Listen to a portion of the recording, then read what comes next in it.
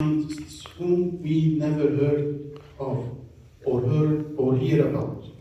These scientists actually, they took the cross of declaring the truth about the theory of evolution, and because of that, they lost their jobs, they lost their titles in their colleges and schools, they lost their income, they lost their profession. They really carried the cross of passing the truth.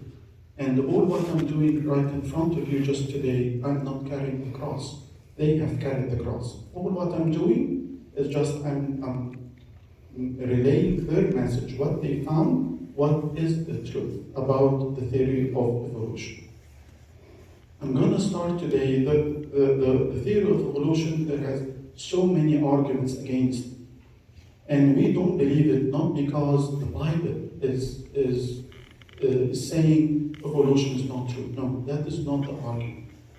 We are not believing in evolution because the evidence, the scientific evidences out there are against the theory, not with the theory. The theory of evolution is being used and promoted by our schools as a proof that God does not exist. That is the main issue. And God, we know very well that He did not leave Himself without a witness. God did not ever leave Himself without a witness. So that's why let's actually dig deep and find out the truth about the theory of evolution. I'm going to talk today about only one argument against the theory of evolution, which is the appearance of hominids. I'm going to explain that. Only the appearance of hominids. There are 4 other arguments against the theory of evolution. Maybe we can cover them in subsequent lectures if God allowed me to. But today I'm going to only talk about hominids, the theory of evolution with the argument against hominids. The title of my talk today is Santa Claus and Charles Darwin, or Charles Darwin and Santa Claus. Why I'm saying that? Because I'm going to start with an analogy. Before I jump into the argument, I'm going to just give you an analogy, an example, so that we can understand exactly the depth of the meaning of the theory of evolution itself, or one of the main mechanisms behind it. So let's get started with the grace of God. So there are 2 questions that are concerning science, the what question and the how question. The science is mainly concerned with 2 questions, the what question and the how question. What is a chair and how we make it? What is a chair and how we make it? There are 2 questions, what and how. So let us take an example of Santa Claus. What does he deliver? He actually delivered presents. Very good. How? How he delivers presents? He actually delivered presents using his reindeer-powered sleigh. Okay? And very efficiently, he does that around the globe in one night. He covers all the globe in one night. That is, we hear this story and the kids laugh about it because we know that it's not true. This is only a fiction. Now, we know that the Santa Claus is actually coming from a real story. It is coming that Saint Nicholas actually he was actually giving money, giving money to people in his neighborhood, the poor people in his neighborhood, and how he was actually doing that, maybe on foot, maybe on carriage. And how far he can actually reach, maybe a few houses a night. Okay? So this is the real story. Now let's get it into a more realistic one. Not more realistic, but no more modern example, if I would say. Amazon delivery, with the what and the how. What does Amazon actually does? They do deliver packages. Very good. And how they do that? We see in our neighborhoods the Amazon truck everywhere. We see it everywhere, delivering packages all day long. Night, day, rain and shine, they do that every day. Now, my question for you, and I want you to think about that. How far can an Amazon driver cover in one night using the fastest vehicle possible or available. How far? How far can an Amazon driver deliver packages in one night? Maybe around the neighborhood. That's it.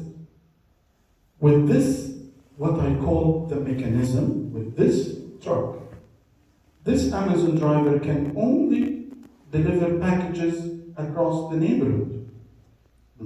Okay. So this mechanism, this truck, this vehicle, this truck can only deliver packages in one night over a neighborhood. What if Amazon actually found something very interesting? They found a technology that actually they can replace Santa Claus.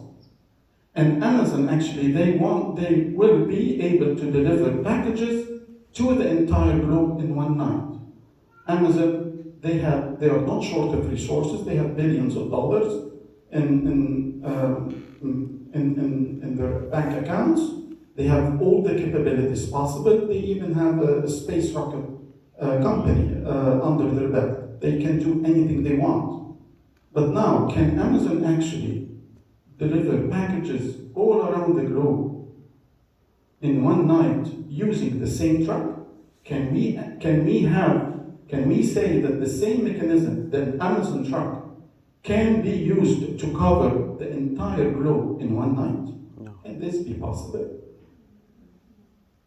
If I say that this truck can actually deliver packages across the US in one night, this is a stretch. How about if I would say, how can the same truck can be used actually to deliver packages to Europe, to Australia?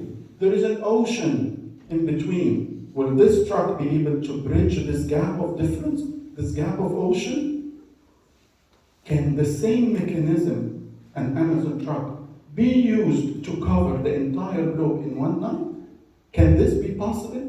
We all know that this is not possible. This is impossible. Yet, this example that I used here, in our schools, they tell our kids something similar. It's an analogy, something similar. When they were asked the question how to deliver to the entire globe, they give them in their science book an answer saying an Amazon truck can do it. What? This is illogical. This is impossible. We haven't seen a truck actually crossing the ocean. That's impossible. So based on our experience, we know that this cannot be a possibility. We can't see that. We have never seen that, and it never happened. So if this never happened, then how come that in our schools they actually teach something similar? This analogy I'm going to explain in a bit. I'm going to show you why that our schools are saying that, or what is the analogy. So Charles Darwin was a scientist 150 years ago. A British scientist went to an island called the Galapagos Islands. And he was a naturalist. So he was studying birds and animals and stuff. And he noticed something. He noticed something that the beaks of these birds called the finches, a type of birds, these finches, they have a bigger beak. And actually the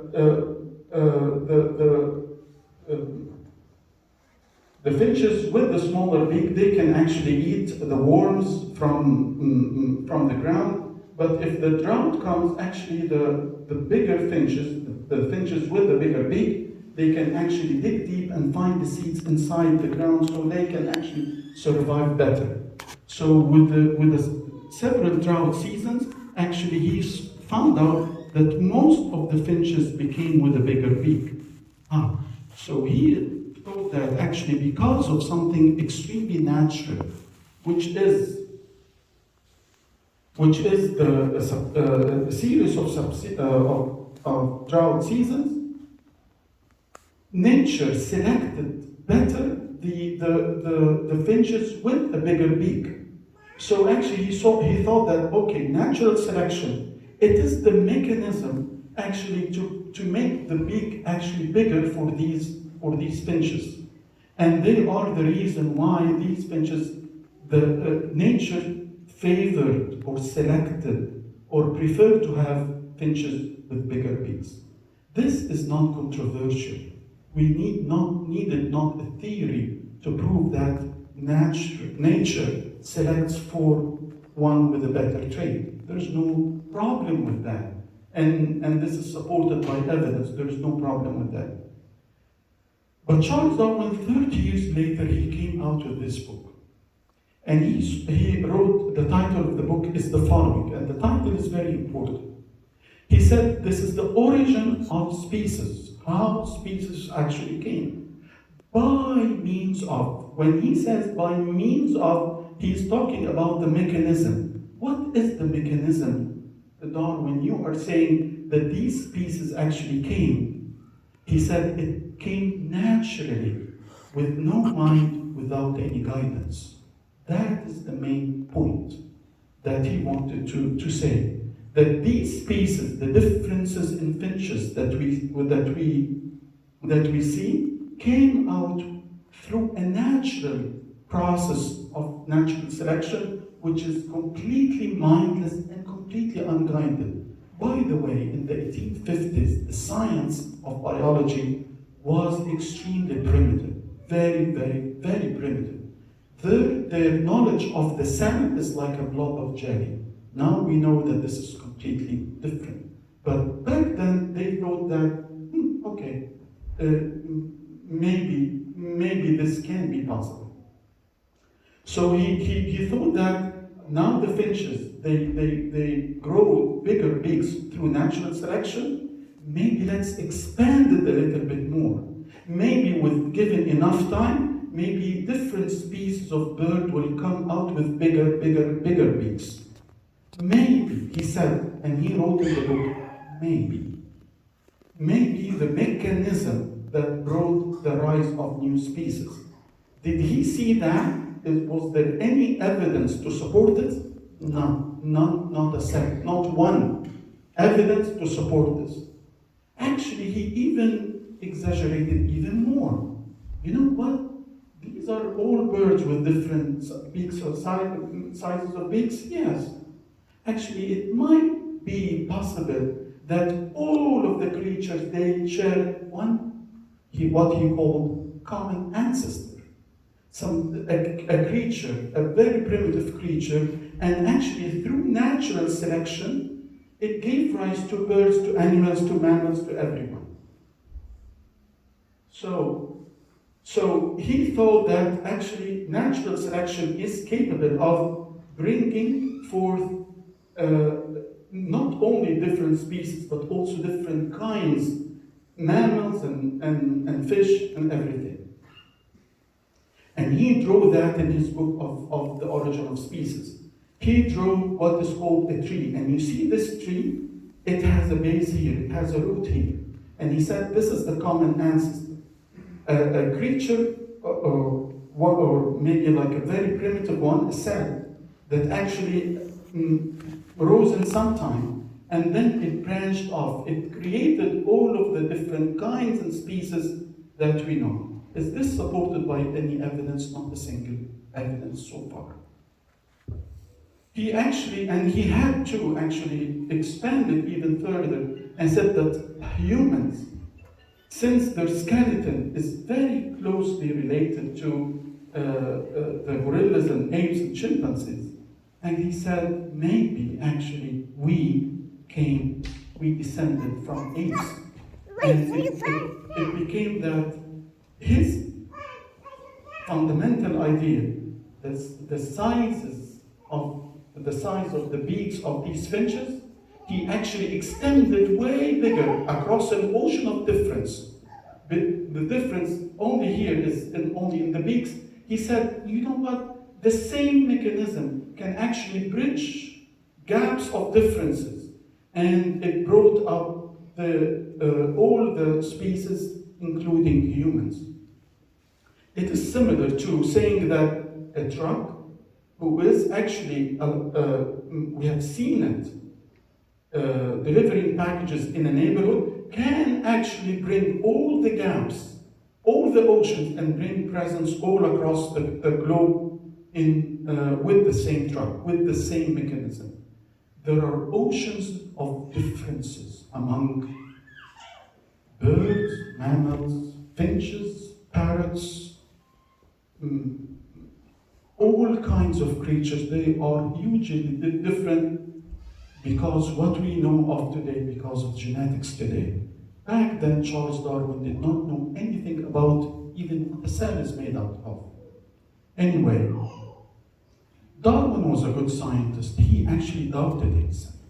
He said, you know what, I'm writing this book, but if it found out that actually we cannot establish this fossils, the relationship between all the fossils, my theory will not hold. And he knew about what is called the Cambrian fossils. Cambrian fossils are very ancient fossils of very mature animals. Very, very mature. I'm going to talk to you about that at the end. Very mature fossils. They appeared many, many million years ago. Long, long time ago. But actually, in Charles Darwin time, they couldn't find any older fossils. His idea that these were actually mature creatures that was found in the Cambrian, but before that, older, we couldn't find any. He said, you know what, maybe because we are still in the 1850s, maybe 100 years ahead, and they are going to find more and more fossils. Maybe. He thought about that, but he doubted himself, and he takes the credit of doubting himself. That he said it's a problem. If we couldn't find fossils older than the Cambrian, then actually my theory will not hold. He said so. He doubted himself. And he doubted himself for another reason. The uniqueness of humanity. He knew very well that we are far different than apes. Yeah, we share some common morphology. Yeah, we have similar hands, different feet. We look different. There are some similar, but our capacities are hugely different. But he doubted himself because of these two things. Yet after 150 years of rigorous science, with all the advancements in science that we know of today, in our schools, the same story, the 150 years ago story that has been thought or imagined by Charles Darwin is still taught in schools up till today. The same exact story, with all disregard to 150 years of rigorous science. Completely wiped off. Once they talk about evolution, they completely wipe off 150 years of rigorous science. Let me show you exactly what they try to teach our kids. They say, you see, that is what we are today. 1 million years ago, that is what we looked before that. And 2 million years ago, that is how we looked before that. And they tell our kids that once you see this gradual change over time through natural means, and I don't know what natural means that will allow us to talk. I don't know that. But anyway, through natural means, this creature changed into us today. And they tell our kids that this has been extremely gradual over time, that natural selection has been working on changing apes into us, into humans. And they teach them that this succession of species over time, through natural selection, is taught as it is a proof that God doesn't exist. I will pause here for a second and I will give you an example, but think with me. If you went into a junkyard of cars and you found the car that you typically have been seeing when you were young, and you have seen a car that is much older, and now the car looks like that. If I see this succession of generations of cars, and by the way, I know how to make a car. I know how to make a car. And I know how to make this generation from the previous. I added AC to this previous generation and changed the body a little bit. And I added maybe cruise control to this generation. I added maybe an electric motor and make it a hybrid car. So I know the differences among these generations. Can I say that since there is a succession of generations of cars, can I say that because there is a succession, there is no designer?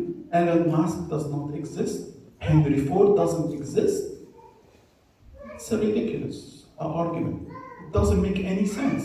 It doesn't make sense that if I see the succession of cars, then there's no designer. No, that only means that there is a succession. It doesn't mean that there is no designer.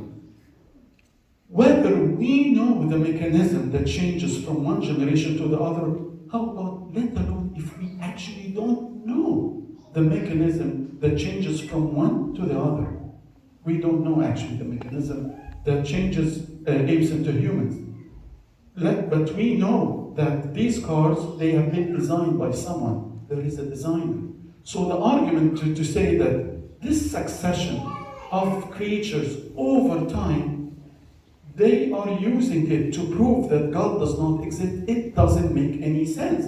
Because this succession, although that they depict it like that, it actually doesn't mean that there is no designer, there is no a mind behind the design of these creatures. It's similar to the cars.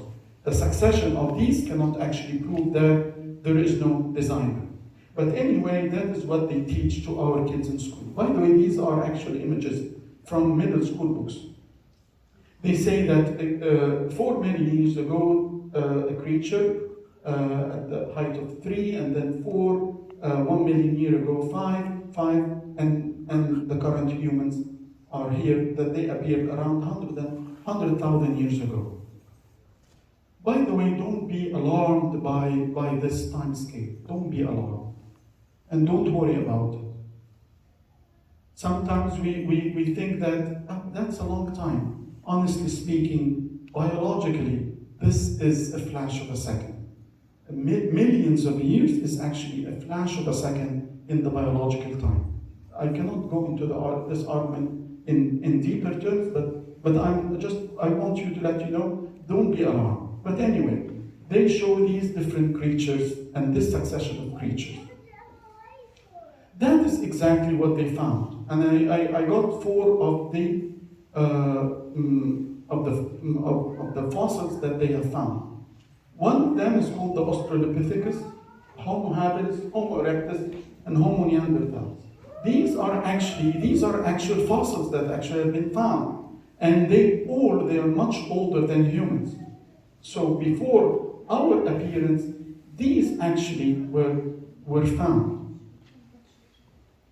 But these actually, some of them, they looked very similar in skeleton like us, but honestly, they are actually apes. They are not humans or subhumans or pseudo-humans. No, they are apes.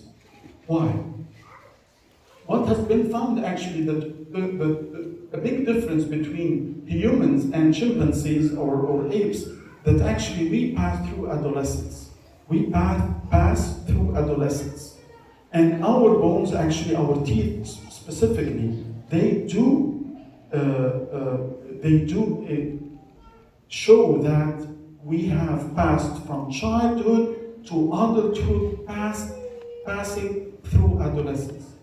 So these creatures, they didn't show that. They show exactly similar to what we know of the apes today. And actually all of them, or most of them, they became extinct. I will go into one digression. And I will show you one example. If they took this, if they found that, how can they take this skull and change it into this form?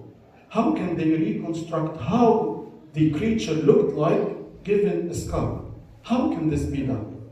And I was under the impression that they did lots of rigorous scientific research actually to come up with a face, to put a face to a skull. And I thought that. But the reality is that then, after some digging, I found out that they can only do this reconstruction for King Tut only because he had a mummy. They do some measurements on the mummy, and that's how they came with the face. Surprisingly, the second example is for the face of our Lord Jesus Christ. They could reconstruct almost his face. You know from when that they came up with this reconstruction for his whole body? You know what? It is because of the Shroud of Turin. Another time, maybe, if God allowed me, I can talk to you in depth about the Shroud of Turin. That God left behind to prove of his resurrection and of his Godhead. But anyway, the reconstruction was possible because there was something. But when they are trying to reconstruct this face from the skull, how can they do that? They can't do that without a bias, without tons of assumptions. And I attended a lecture in which one of the artists actually was explaining how he can come with that, and it was full of assumption that he wants to promote an idea. So actually, this face, we don't actually know whether this was a pseudo-human or actually just a name. So for example, this is the very famous fossil, what we all know as Lucy. This is called Australopithecus. They appeared like about 4 million years ago. And they said, you know what, this is the first bipedal walking ape. And okay, that's good, fine. God is capable of creating apes with walking on two, there's no problem. On 2 feet, there's no problem.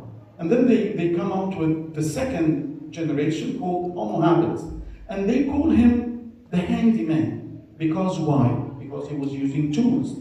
But if you dig deep, what are the tools that they were actually using? They were only using stones to smash a coconut, to eat what is inside the coconut. If you call a piece of rock a tool, okay, let it be. Let us call this a tool, a rock. Okay, let's call it a tool. And they call this creature the handyman. Okay, I will accept. But that's way. And then they we should call our chimpanzees handyman as well, because the chimpanzees today, they also use the same tools. That's what we see them. They smash things, and then they use these sticks to get the ants out of the tree. Yeah, these are tools. So should we call chimpanzees handyman as well? Maybe we should, and rightfully we should. But anyway, they call the previous creature the handyman, or Homo habilis. And then they depict Homo erectus, but they need to add something. They need to make a progression. So now they added making of fire, although that actually there was no evidence of fire at all. But only because next to his remains they found some sharp bones. Then they said he must be using fire. No, these charred bones can be because of any natural reasons. Why are you saying that this is actually started to use fire? They needed to add even more. So for the Neanderthals, that is our closest relative, by the way. This is, in the timeline, this appeared like maybe half a million years before humans, 400,000 years before humans appeared. This is the Homo neanderthal. And now they add, these, instead of these rocks, now some of them are actually some sharp rocks. And that's it, or sharp stones. That's it. That's all of the tools. They actually wanted to add even more. They in Scientific American, they depicted this, that actually some of the creatures were doing some ritual burial. And Scientific American, if you read this article, it was saying they took the effort of burying their dead in a pitch dark cave. If you actually dig into the details, you're going to find out that actually this was a very long cave, very hard to reach. There was no evidence at all of fire, of using fire or light or whatsoever. And actually all of the creatures inside the cave were all almost of the same family, of different ages. Kids, middle age, and older age. If this was a burial site, you typically find people of old age or creatures of old age, but that is a ritual burial or a purposeful burial. So they try to make up a story. And that's why I'm saying storytellers, they are trying to. This is called Homo naledi. This appeared 300,000 years ago. But what are the facts? When humans appeared, when humans appeared on the scene, what kind of tools they started to use? And they started to use it suddenly. You will be surprised when you know what are the very primitive tools that the early humans actually used. Human, Homo sapiens, our species, humans. The God created Adam and Eve. What tools they were actually using? You will be surprised. It's not rocks, it's not like stones, it's not like anything. Number one, they started to do art. What? Art? This is not good for their survival. Drawing something in a cave, that's not for their survival. But why would they draw something on a wall? Not only that, that is actually 17,000 years ago.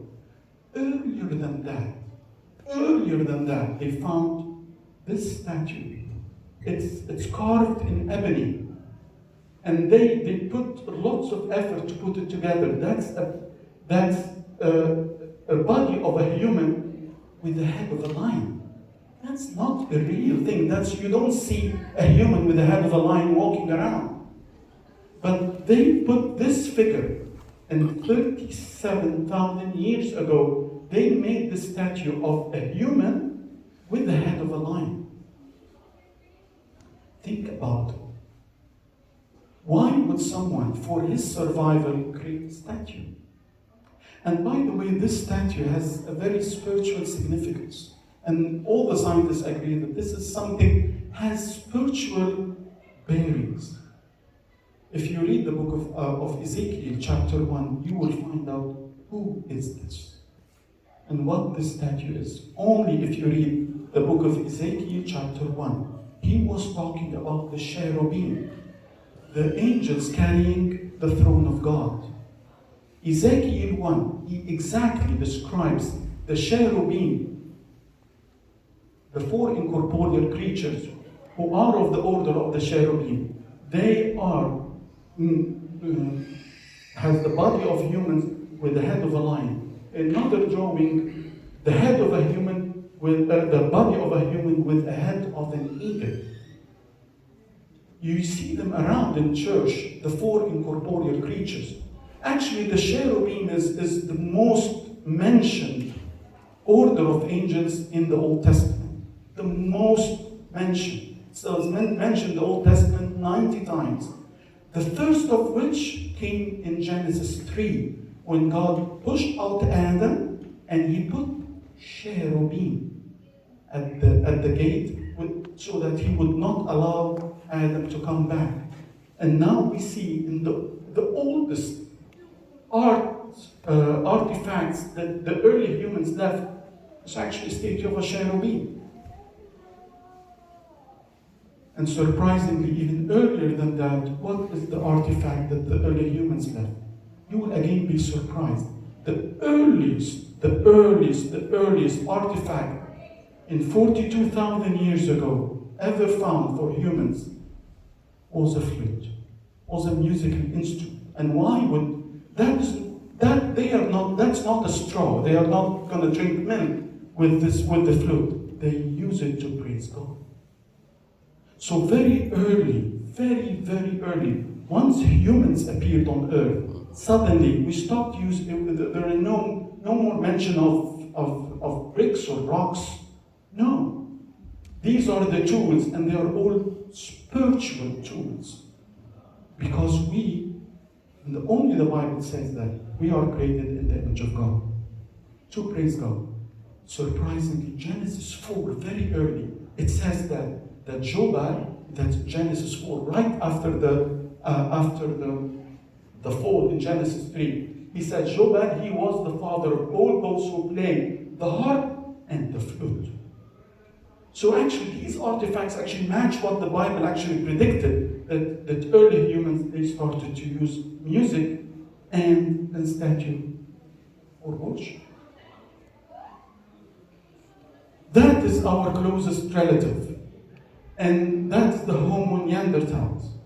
No scientist, and I tell you, I have researched that very, very, very deeply, a lot. There is no single scientist, atheist or non-atheist, a believer on evolution or doesn't believe in evolution. None of them. They deny that humans are so different than our closest relative. No one denies that. And take it from me. You're not going to find anyone who denies the uniqueness of humans with respect to our closest ancestors. The question that begs the answer is why? Why humans are so different than our closest relative? They sometimes say, you know what, we have a bigger brain. We have a bigger brain, a bigger skull size.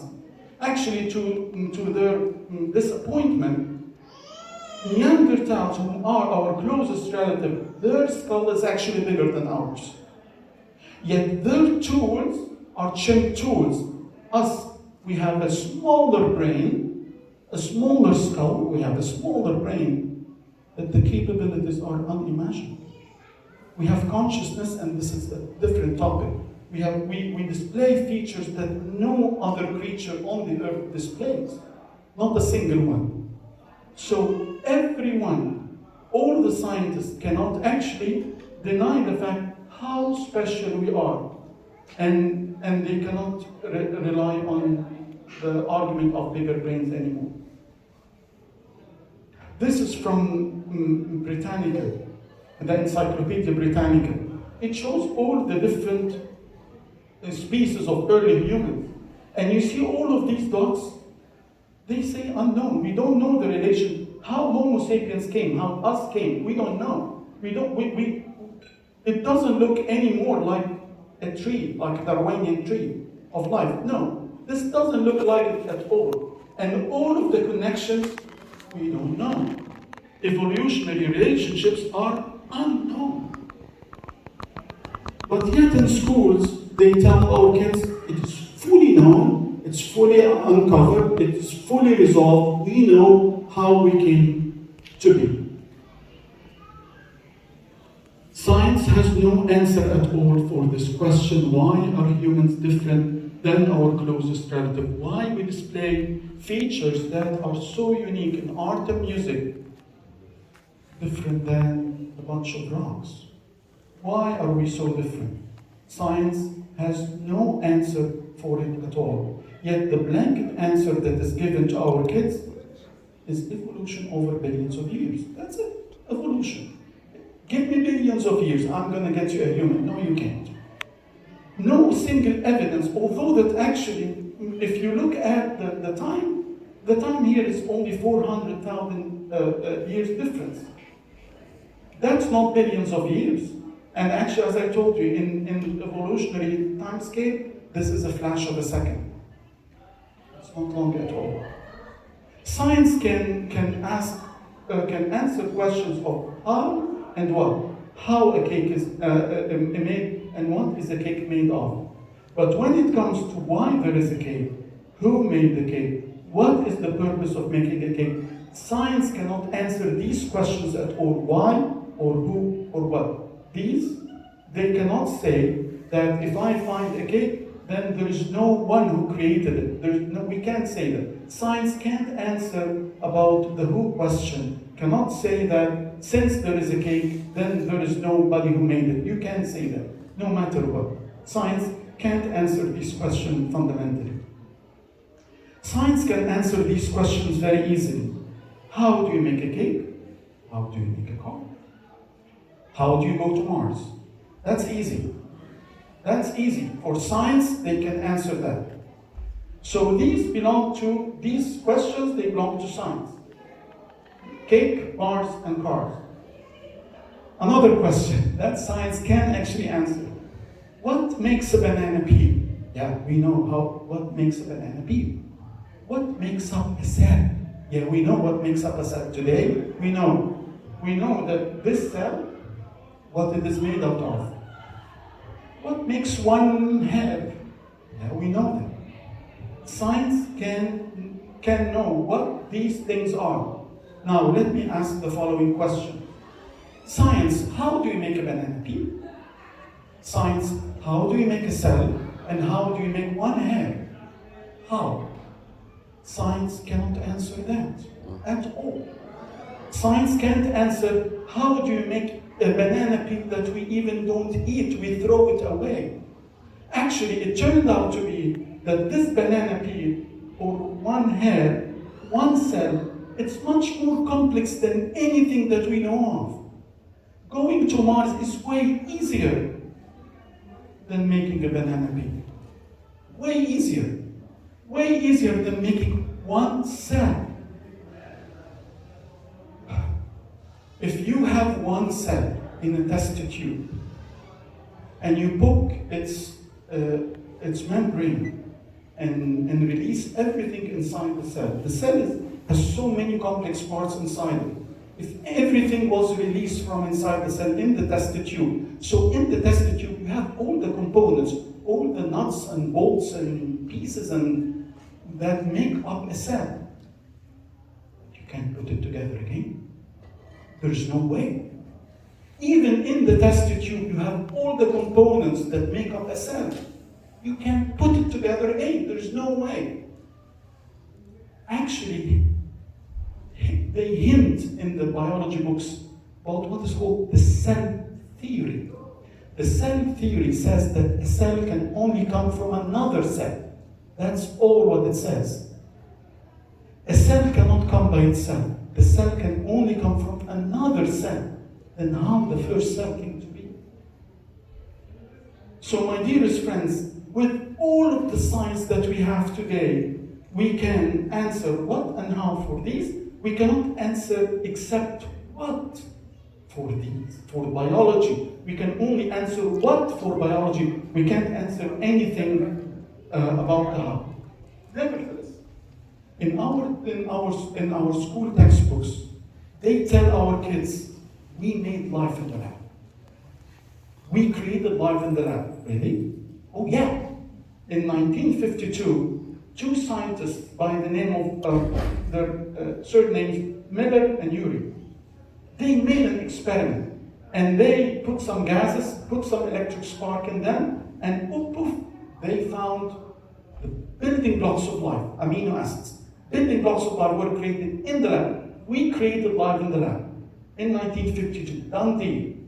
Move on. We know what life is. We can create life. No, we can't. Actually, this experiment has been refuted many years ago because the experiment assumed some of the initial early Earth atmosphere, assumed few things about the early Earth atmosphere that does not hold. That's an impractical early Earth atmosphere. And tons of other issues with this experiment. And at the end of the day, it only generated amino acids, not even a protein, let alone a sample. How come? How come we can teach our kids that we can create life in the lab, although that is like more than 70 years ago, it has been refuted over 30 years ago, in the 70s or the 80s. So it's been completely refuted, and they still teach it. Anyway, in the common culture, Scientific American, when Scientific American was actually trying to say how the first cell came to be. That is from the excerpt that I'm going to show you is from Scientific American. They were trying to answer how the first cell came to be. That is exactly what they wrote. Read with me. creationists sometimes try to invalidate all of evolution by pointing to science's current inability to explain the origin of life. But even if life on Earth turned out to have a non-evolutionary origin, see what the example they're going to say. For instance, if aliens introduced the first cells billions of years ago, their answer to how the first cell came to be is through aliens. Aliens planted life on Earth. Very respectable scientists, they promote the idea aliens planted life on Earth. What? You can't, that is beyond science. We have never seen an alien in our life. We have never detected the existence of one. How can you then acclaim to things that you do not see at all something extremely complex, which is the creation of the first cell? This man who created this book, Jonathan Wells, he wrote this book, Icons of Evolution. Why much of what we teach about evolution is wrong? He lost his job in Berkeley because of that. Because of this book, has been ridiculed, and he lost his title because in his book, he mentioned about 10 of the things that we teach in school that are not true at all. Anyway, can one kind change into another? Can one kind change into another? So let me take two examples. A bacteria is one cell, an amoeba is another one cell. Can I change the bacteria into an amoeba? Actually, there is an experiment that tried to do that. It is called the long-term evolution experiment, the LTEE. This has been doing evolution on a bacteria called E. coli. The bacteria actually reproduces extremely fast. So over 25 years, they generated over like 58,000 generations. In our terms, these generations maps to about 2 million years of evolution. At the end of this experiment that's still going on, it has only stopped because of the COVID. This experiment has been going on. After 25 years of doing everything possible with the bacteria stayed bacteria. Never changed into a virus, never changed into amoeba, not so ever. The bacteria stayed bacteria. The only thing that happened over these years, that they call it, there was one beneficial mutation. What was that? Was actually something called citrate tolerance. It was supposed to be done in without oxygen. Actually, with this mutation, it turned out to be able to dissolve the citrate in the presence of oxygen. That's it. Because actually the cell was already programmed to dissolve the citrate in the absence of oxygen. With this mutation, it only changed in the presence, not in the absence of oxygen. That's all what happened. But next to it, tons of other degradation that made the death rate of the bacteria at the beginning of the experiment 10%, at the end of the experiment 50%. So actually, the E. coli actually was getting sicker and sicker with evolution, not better. There's no way. Here is the summary. There are 3 meanings for evolution. These 3 meanings are used equivocally. Equivocally means with the same meaning. And it is used just to confuse you. There are 3 completely distinct meanings for evolution. One of them is called microevolution, the beaks, the change of beaks. One is called the macroevolution, the arising of different species. And the third one is called the microbial evolution, which is pertaining to the viruses and the bacteria. These 3 terms, they map to 3 different things, although that they are all called the same, evolution. Microevolution is what Charles Darwin observed. We have no problem with that. That gave the arise of dogs from wolves. There's dogs from wolves, there's not a different species. It's as if one car has all the capabilities, and now it has been throwing out some of its capabilities. That's why actually, you know very well that the smaller dogs are less intelligent than the bigger dogs. Why? Because the dogs, they lose things when they grow younger with a smaller nose and shorter stature and stuff like that. They lose, they never gain. This is microevolution. That's what Charles Darwin observed. There's nothing wrong with that at all. And we have no problem with that. But don't tell me that this same wolf changed into a whale, or this dinosaur changed into a current bird. There is no single evidence for anything like that whatsoever. There's not a single evidence for macro whatsoever. Whatsoever. Microbial evolution is what we are living every day. Viruses, flu viruses every year are different, but viruses, the viruses. Bacteria is still bacteria. The bacteria never changed into anything else. Microbial evolution is something that we observe and we know. What is not taught in school is the following. What is not taught in school is the following. If this was the tree of life that Charles Darwin predicted, and he said that there is a common ancestor here that gave rise to all of these different species, if that is what he actually imagined. Now let's go to the fossils. After 150 years of examining and excavating the fossils, now we have very good understanding of what the fossil record actually looks like. And my dear friends, what you see here, it's as if you have a hand. There is a base here. There is a base here. And there are so many other species around, branching off of it. What we see is the exact opposite. What we see, you can see here these lineages. They all appeared at the same time. These are all separate creatures, separate lineages, all at the same time. If you notice very carefully, you see the dotted lines here? The merging between the lines is all dotted. It's uncertain, it's unknown, it's never found.